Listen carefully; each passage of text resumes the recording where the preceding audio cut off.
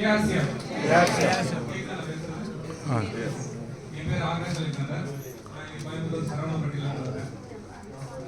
3 வருஷத்துக்கு முன்னாடி இந்த ஆசியம் பத்தி என்கிட்ட சொன்னாங்க. அப்போ என் மைண்டுக்கு போனது ஒரு 15 இயர்ஸ் பேக். இந்த எம்எல்எம் மார்க்கெட்டிங் அப்படின்னு சொன்னவொடனே ஆஹா வந்துட்டாங்கய்யா, பொருளை தூக்கிட்டு வந்துட்டாங்க, ஆளை கவுக்க போறாங்க அப்படின்னு. அப்போ எனக்கு ஒரு சின்ன ப்ராப்ளம் இருந்தது, பைல்ஸ் ப்ராப்ளம் இருந்தது. அதனால இவங்க சொல்றதெல்லாம் கேட்டு கேட்டு சரி ஒரே ஒரு எண்ணெயை மட்டும் வாங்கி பார்ப்போம், வேற எதுவும் வேண்டாம், எதுலையும் சேர்த்தக்கூடாது அப்படிங்கிறது தான் இருந்தது.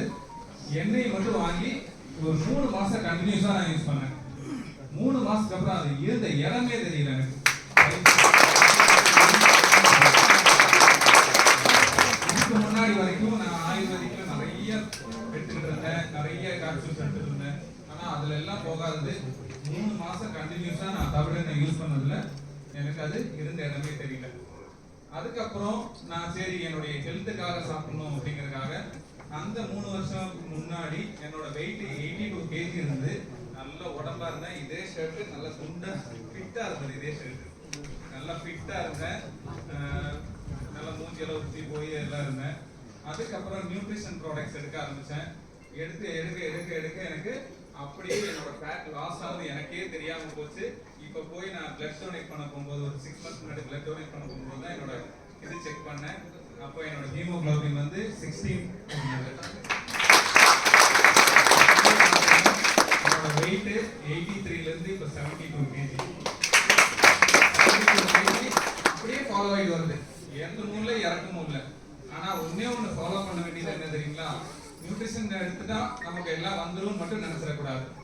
நம்ம காலையில நம்ம நியூட்ரிஷன் எடுத்துட்டு நைட்டு போய் உட்காந்து கிரில் சிக்கன் சாப்பிட்டோம்னா சுத்தமா வரும்.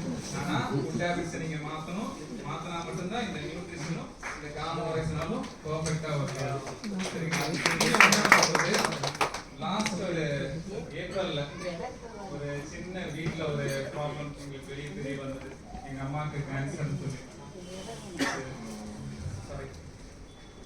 அதுல எல்லாருமே கொஞ்சம் ஆடிட்டோம். என்னடா நம்ம 3 வருஷமா நியூட்ரிஷன் எடுத்துட்டு இருக்கோம், திடீர்னு அம்மாக்கு எப்படி? எல்லாருமே வீட்டுல நியூட்ரிஷன் எடுத்துட்டு இருந்தோம், காமா வைசல் எடுத்துட்டு இருந்தோம்.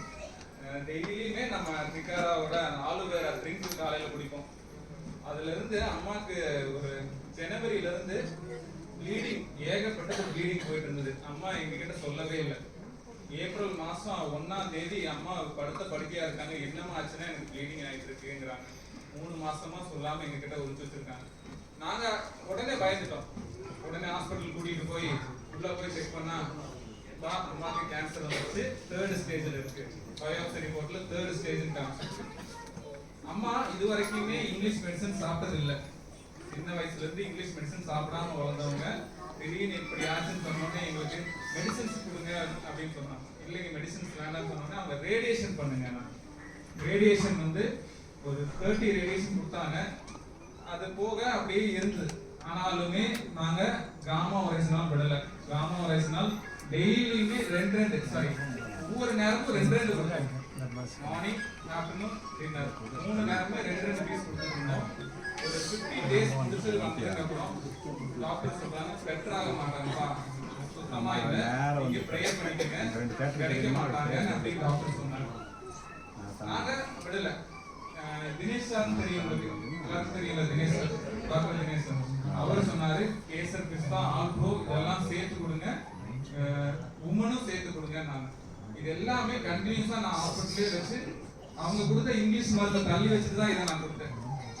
அம்மா வந்து பெட்ல இருந்து அடுத்த நாளே எழுந்திருச்சாங்க. 1 month முடிச்ச உடனே டாக்டர் வந்து சொல்றாரு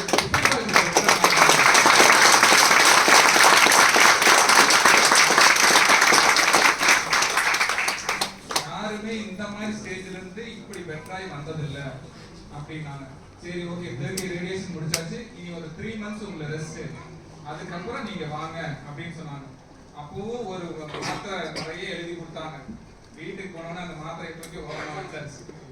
நாங்க கண்டினியூ பண்ணது கேசர் பிஸ்தா, ஆல்ப்ரோ, கொக்கோ பவுடர் அண்ட் காமோரேசனால்.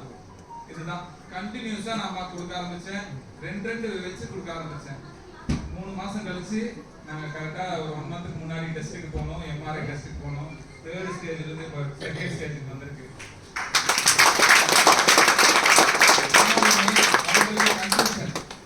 ஒரு கட்டி இருக்கும் எப்படி குறையுங்கிற மாதிரி ஒரு கன்ஃபியூஷன் எல்லாம் பேசினாங்க. அந்த சொன்னதப்போ ஆபரேஷன் பண்ண முடியாதுன்னு சொன்னவங்க இப்போ அதை ஆபரேஷன் பண்ணி தூக்கி வீசிடலாம், அந்த கர்ப்பப்பையை தூக்கி வீசிடலாம்னு சொல்லிட்டாங்க. அதனால இப்போ அம்மா நல்ல கியூரானஸ் நடக்கிறாங்க, எல்லா வேலையும் அவங்க செய்யறாங்க. முன்னாடி எல்லா வேலையும் செய்ய முடியாம படுத்துட்டு இருந்தாங்க, இப்போ எல்லா வேலையும் செய்யறாங்க. இன்னைக்கு கூட்டிட்டு வர முடியாத சூழ்நிலை, இல்லாட்டி நான் அவங்க முன்னாடி கூட்டிட்டு வந்திருப்பேன். அதை மிஸ் ஆகி போச்சு. இந்த காமா ரைஸ்னால் ரொம்ப ரொம்ப ரொம்ப ரொம்ப அற்புதமான ஒரு கோர்ஸ்.